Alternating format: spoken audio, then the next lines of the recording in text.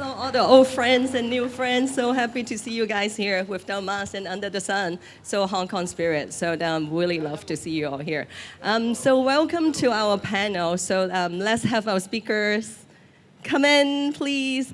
And so our panel will be focusing on the latest trends and best practices in the events industry.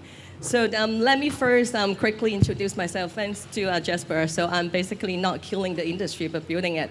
My name is Ivy. So I'm the founder of VS Media. So our company One Media Network built by millennial for millennial. So we have over 1,000 creators. They are creating content for our whole network with over 100 million audience globally. So really focusing on lifestyle arts. And most of our creators are being invited to your events to go there to share the experience with their friends on social media. So if your event is coming up, please talk to us and make sure our creators are there to experience and share.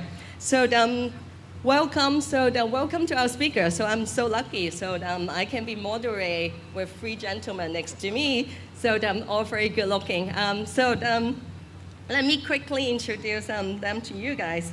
So the guy sitting next to me, Flo. So I think it's like all people, if you were there yesterday in Happy Valley, you guys all know him, right? It's like we have like a fun night last night in Happy Valley with a lot of drinks and partying. So that's where we have like all the fun. So he is also, sorry, I don't know where's my notes, so that's why I have to find it. Should I just jump in? Yes, please. All right, okay, good. So, there's a lot of like reconnecting that I'm doing here today, right? So my background's in agencies, in music, and in sports. So I guess like through the various streams that I worked in, I know a lot of you guys. So at the Jockey Club, I'm working with a fantastic team, and we're looking after the brand on a very strategic level, on a corporate level, and making sure that we're positioning the Jockey Club both in Hong Kong and in the mainland in the right way. Yeah, so thank you very much for helping me to do your introduction. So let me also introduce Chester. Chester, General Manager, Performance Cooperation Center, Tencent Music Entertainment Group. So from 2020 to 2023, because I cannot talk the P word. So he managed to launch more than 100 online performance through the operation of TME Live. Some performance even attract more than 10 million viewers simultaneously. So it will be very interesting to hear about some insight from Chester later. So we also have Martin sitting there. Martin is the publisher of Mix Magazine, Mix Meeting Magazine, the Hong Kong only magazine for the MICE industry. MICE is now known as like business events. So Martin recently published an article talk about events play big roles in Hello Hong Kong strategy, helping to like restore the whole Hong Kong market.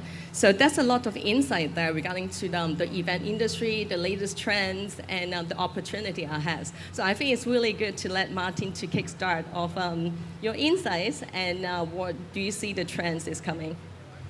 Well, among the trends, I think Live Matters here kickstarted a new trend of having open air conferences. It's the first one I've known of, you know. So we hope the weather keeps good during the coming months or later into the autumn where we can see this again. Trends that are coming up. Some people have been telling me that Hong Kong is about 6 months behind other regions that have already opened up. Mm-hmm. So we got time to catch up, and it'll catch up in good stead. What I find that conference goers are seeking is experiences. So this is where it overlaps with Flo's job, in that a day at the races, a night at the races is a splendid experience for delegates who've been talking business all day, want to go out. Or they might want to find out more about the rise of technology companies in China. They can have a chat with our friend from Tencent here, Gus, like, you know. So they're looking for knowledge, and they're also looking to leave behind some knowledge in terms of building a legacy for sharing their own knowledge or Martin, helping sorry communities. to disturb you. So can you guys hear Martin properly at the back? Yes, can? Yeah, sorry. Because you are very soft, I just want to make sure they can all hear you. Sorry to disturb. Can you just... That's fine, yeah. The trends that are coming up, once organisers in Hong Kong have got time to look at the trends, it's building a community, helping the community, sharing knowledge. Yeah. An example of this would be an association of scientists may come to Hong Kong. They will want to introduce themselves to other scientists. They want to take part in the educational process and open their doors to careers for young people. Yeah, yeah, thank you. So like if events play such a big role for restoring Hong Kong, so actually the Hong Kong Jockey Club basically is the biggest event organizer in Hong Kong. So you guys like do more than 80x raising meetings in last year. So even though it's like during the COVID period, so you guys still running the live raising with no audience there. So you also like just joined Hong Kong JC for a few months, and then with a huge task by building up the brands and community buildings and membership. So Flo, can you like talk about the ambitions there, and then what's your plan ahead? Sure, absolutely. I mean, first of all, I think we have to caveat here, it's not that the Jockey Club doesn't have a brand, right? We are very well recognized, obviously, and we're very well known, both in Hong Kong and in the mainland, and especially in the Greater Bay Area. But I think we have a unique both challenge and opportunity at hand, and that is really deriving from a couple of aspects. One is the demographic challenge that was mentioned earlier today. We're facing an aging population and naturally, therefore, an aging audience, right? We're also facing, to an extent, a waning interest in racing itself, right? So there is a challenge, obviously, for us.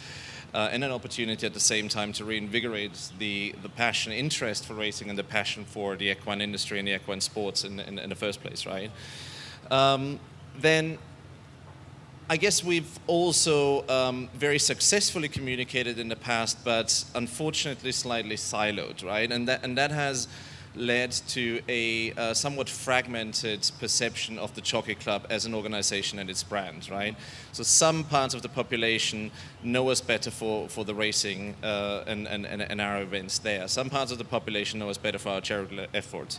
And some know us more for our commercial side, which includes the wagering business, right? So we have a number of challenges, and from a brand building perspective, the opportunity is really to pull all the strings together and make sure that we integrate our messaging better, that we convey a more holistic picture of the Jockey Club that is resonating with our younger target audiences that we clearly have, and to do so in a very authentic way through our many community building and community building and community betterment projects that we are running, right? Now, clearly, the race itself is our big sort of like weekly happening, right? Twice a week, and obviously Hanan talked about this earlier. There is lots to be done around the race course. Obviously, we have a great ambition to position the race course as a lifestyle and entertainment destination. So it goes beyond racing, right? And that will include bringing in a more versatile and more inclusive entertainment programming, for example, more inclusive and versatile F&B offering. It will include us thinking about how do we authentically infuse the community and betterment aspect of our very purpose that is at the very heart of our organization into the race day happening, right? And therefore build a more integrated program, right? Yeah, so definitely. So that's a huge task that you're working on. So like this morning we keep talking about like everyone is so happy about physical events is coming back, and then we are so tired of doing virtual events. Seems like virtual events is like no longer happening. But then actually like Tencent did, like Chester did a lot of like over 100 online performance like during that the last 3 years, and he see that like physical events is coming back, but then there's a lot of insight from organizing all the online performance, particularly on the the friends engagement. How can we bring like the online experience to the physical experience? So they have a lot of insight there. So it will be really good to have Chester. You can share with us. Okay, thank you. I'm honored to have the opportunity to share with you our experience with TME Live during the pandemic. Yeah, TME Live is a consulting IP of TME. During the past 3 years of the pandemic, we have held over 100 online and offline concerts. Our online performance are broadcasting on various platforms such as WeChat channel, Tencent Video, QQ Music, and Google Music, and etc. Some of our online performances have attracted over 10 million viewers, giving us a great reach among all fans in China. Currently, we are one of the earliest and most influential online concert brands in China. TME Live was born at the beginning of the pandemic. We found that due to the pandemic, many fans could no longer attend concerts in person like before. So we use our platform to bring concerts online. From the beginning, we received a warm welcome from our fans. This has been our motivation to continue creating good content. Now, online performance have become a way of life for people, which was unimaginable 3 years ago. Yeah. In our performance, we have created many interactive experiences for fans to participate.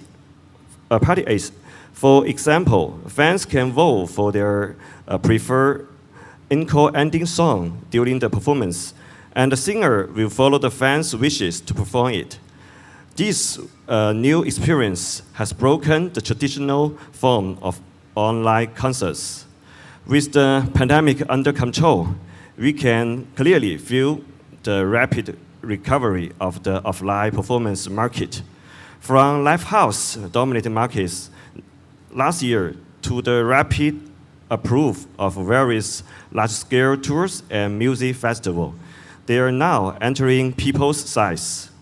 Apart from the increase in the number of the performance, many artists from Hong Kong, Taiwan, and overseas have returned to the mainland market, greatly enriching the offline performance market in China. Of course, while the amount of concert content has increased significantly, we predict that although the year will be lively, there are still investment risks. Thanks. Thank you. We see that like, from online experience, there's a lot of things that we can bring it back to the physical experience by having like the integration. In our conversations, like both Martin and Flo talk about community building. So like I was like quite inspired by live events related to community buildings, because for my creator, community is the value. So like each creator, the value depends on how big is the community and how engaging is the community. But then they both mentioned that, like, especially when Martin mentions like being business events, you can build a community through like donation and education. So can you share like how business events can do more in community buildings? Yeah, if they ally themselves with a destination bureau, it could be anything from Hong Kong to Sarawak down in Borneo, Malaysia. There are opportunities for them to sort of help local communities, build schools, and leave a continuing legacy in terms of libraries and a strong connection between the delegates and that community.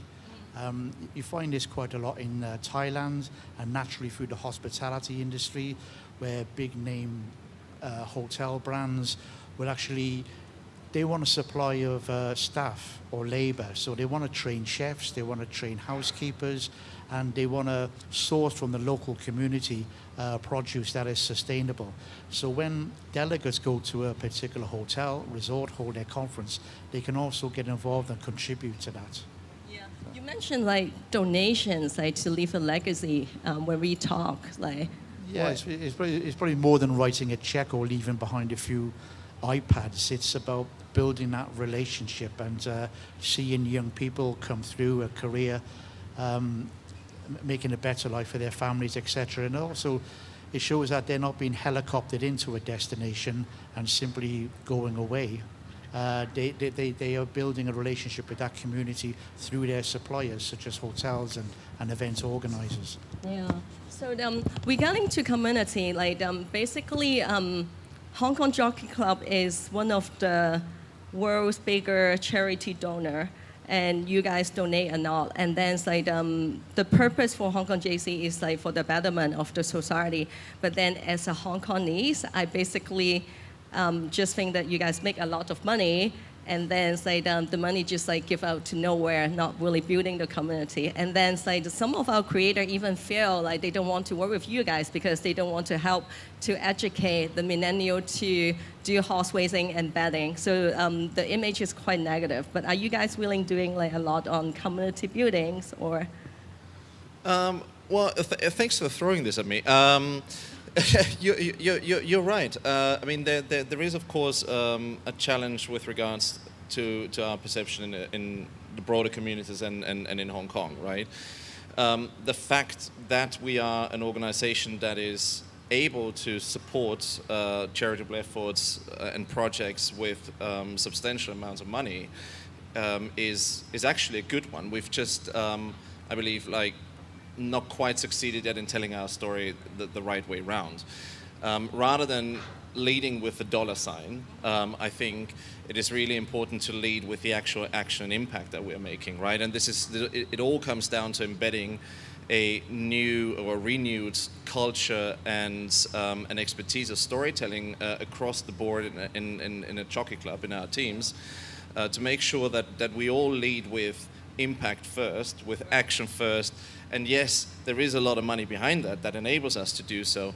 But in the end of the day, it is at the very core and at the very heart of everything that Jockey Club does is, as you say, it's a very abstract term when you say betterment of society, but it's really about very simple things, helping the underprivileged and the less fortunate, right? And primarily supporting young people with various programs. I mean, we have fantastic partners in Manchester United, in the Jungbauer group, for example, with the Hong Kong FA. We actually have, I think I spot them back there, we have a bunch of junior sports reporters sitting there, a program that we're running specifically for young people to start, getting a feel for what it is to be a sports reporter, right? What an event is like. This is why we invited them here today to observe. So it is really about making sure that we do not emphasize certain parts of the business and focus our communications more on other parts of the business that we might have missed out in the past. Yeah. So I think that's super important because when we talk about life events and purpose, we always feel event is an event. So we haven't think about the purpose behind it, and then how we can help to build a community together at the same time. So it's actually a lot of things underneath there. So Martin, you have any more to add on or? About community events, yeah. I think knowledge sharing is another aspect. So. Yeah. At the moment, Hong Kong is the last hub formation that we're going to have is a green finance hub. Yeah. So there's a lot of people around the world who are experts in this coming to Hong Kong, sharing ideas. So conferences are simply about, not just about a bit of networking or socializing and passing agendas. There's simply that knowledge sharing aspect. It's been going on for years with scientific associations, but they've been focused on universities. But I think that will be just going into what they call the knowledge economy. Yeah, yeah. So that's really aligned with you guys. So basically. Yeah, absolutely. I mean, at the very core of many of our programs is actually the embedding and sharing of our knowledge about how to make an impact in the communities, rather than the actual monetary investment, right? Right. And that's a really important value. I mean, the club has now, I believe, 40 plus years experience in supporting the communities in running charitable efforts, in running its own trust-initiated projects. Yeah. And that is a wealth of expertise and experience that we're very happy to share with our partners, because ultimately we want to inspire others to help as much as we help, right? And we need the concerted effort of all of us here and people in Hong Kong to really make a continued impact in our communities. Yeah, I honestly have my paradigm shift after talking to Flo last few days. As I said, our creator have very negative image regarding to Hong Kong JC, and then not really want to work with them. But then it's knowing that they do spend a lot to build the community here in Hong Kong, so it's actually some things that is really appreciative. So moving ahead, we talk about the trends, and then we want to talk about the opportunity. So people keep saying that Hong Kong is so small, and then we have to look into China. And recently, people keep talking about Greater Bay Area. For me, Greater Bay Area seems to be a keyword and a myth. Everyone talk about it, but then it's nobody have real actions exactly how we can grab the opportunity and how we do it. So Flo, back to you, because I see you guys have an announcement that Hong Kong Jockey Cup will be in mainland China from the season of 2025, 2026. So you guys already have a plan there. You want to Well, yes. I mean, in fact, we've been in the mainland, present in the mainland with a clubhouse in Beijing for many years, right? And we have valued members and owners and from the mainland, in the mainland and from the mainland. But we will certainly have a renewed and refreshed communications push in China very soon, or start that very soon, because we have built, and I don't know who is aware of it really, but we have built a race course in Chongfa, just northeast of Guangzhou. It's around about 1.5, 2 hours from here. Besides the fact that we will certainly position the race course as a lifestyle and entertainment destination, in the absence of a wagering business in China, we also will position it as a tourism and family destination, right? So the race course in China will be a lot more inclusive, quite naturally, because of the absence of the commercial aspect that I just mentioned. And we will have wonderful grounds for families, for kids to play around. We will have an immersive racing experience center that's going to be all digitally led and a tremendous experience. We will have obviously a space for partners to both host their partners again, right, and their clients, as much as also, of course, plenty of space for members and horse race enthusiasts. So we do see, of course, a tremendous opportunity in the Greater Bay Area because of the simple fact that the population is 10 times bigger than Hong Kong, and we've really made our investment already, and it continues to go on. From a brand building perspective, it's really about positioning the club in China as a community benefactor first organization, right? And the model will be slightly different than in Hong Kong. In Hong Kong, we can ride on the funds that we have from our commercial business. In China, it will be very different.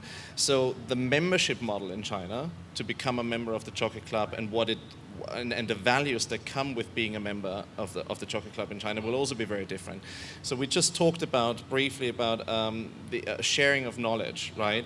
So we want to lead with that. We want to share our expertise with current and future members in the mainland, and speak to their philanthropic ambitions, right, and help them to help the communities, which is very much aligned with the common prosperity concepts that is very prevalent and obviously lived in China. So there's huge ambitions there for sure, but it's still a long way. But in fact, we will have races starting 2026, and we're looking forward to welcoming you all there. Yeah, so everyone's, you are all being welcomed, just like Brittany getting tickets. talking about China, so that must be Chester. So Chester already mentions like this year they are going to have at least 10 music festival in China. So that's a lot of like going on there. So can you share some plan in China and anything specific for the Greater Bay Area that included Hong Kong there? Okay. Regarding Tencent's the performance in this year's concert market, we think there will be two things done. First, we will grab the interactive gameplay and promotional capability that TME has established over the past 3 years of the pandemic on two of live concert experience. This will bring forms of interaction from the online concerts, such as voting encore songs or bully comments on the back screen of the stage into the offline concert experience, allowing for a change in the concert experience. Second, we believe that audience need higher quality music performance after the pandemic.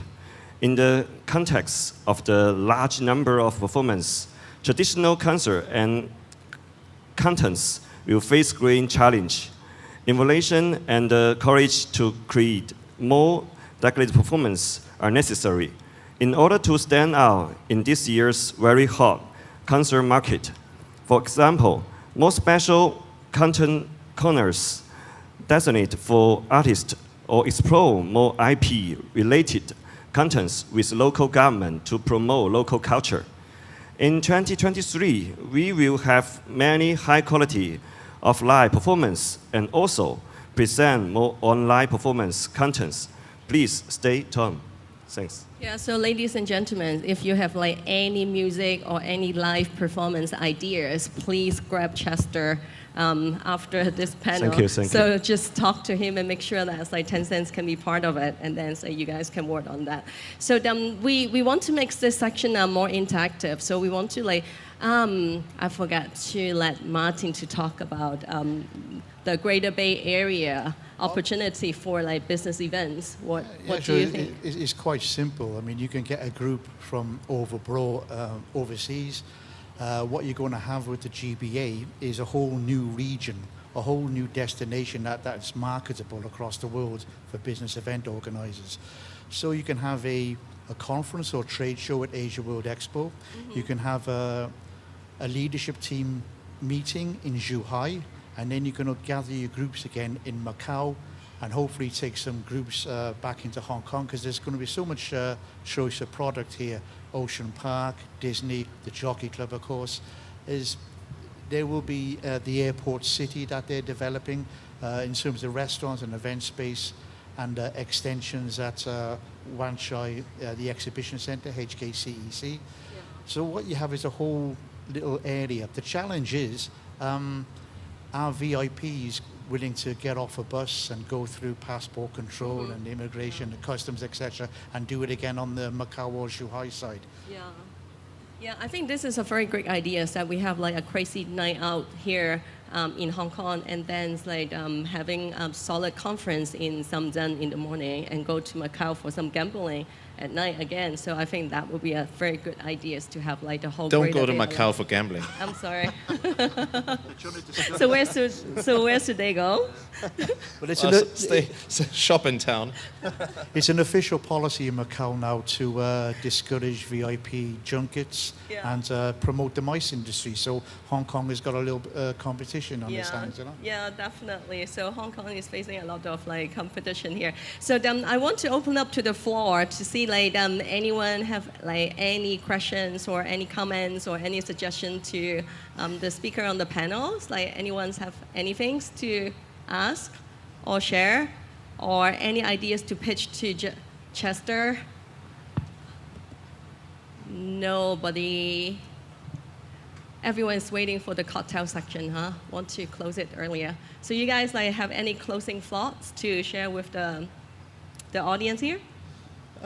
Yeah, I mean, look, while we're talking about live events, and obviously this event is about live first, right?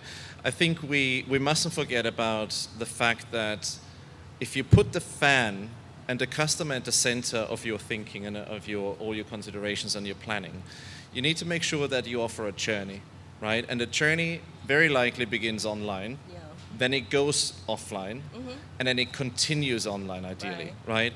And this is something where we are very open, obviously, also to speak with all of you guys to see how can we enrich our customers, our fans' journeys, both from a community marketing perspective as well as also from a racing marketing perspective, to ensure that we provide more value beyond the actual live event at hand, right?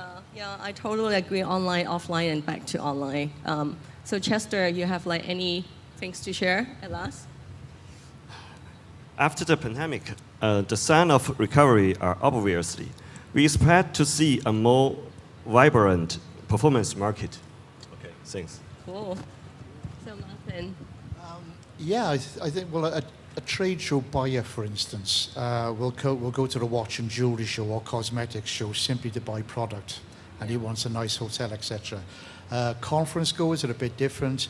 They want an experience in Hong Kong, and Hong Kong seems to have plenty of product there, both within Hong Kong itself and the wider GBA area. So people are looking for experience and that knowledge sharing. Yeah. So just one last question.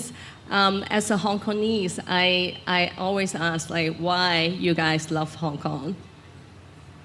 I mean, can I just say, look at this, right? Yay! Chester.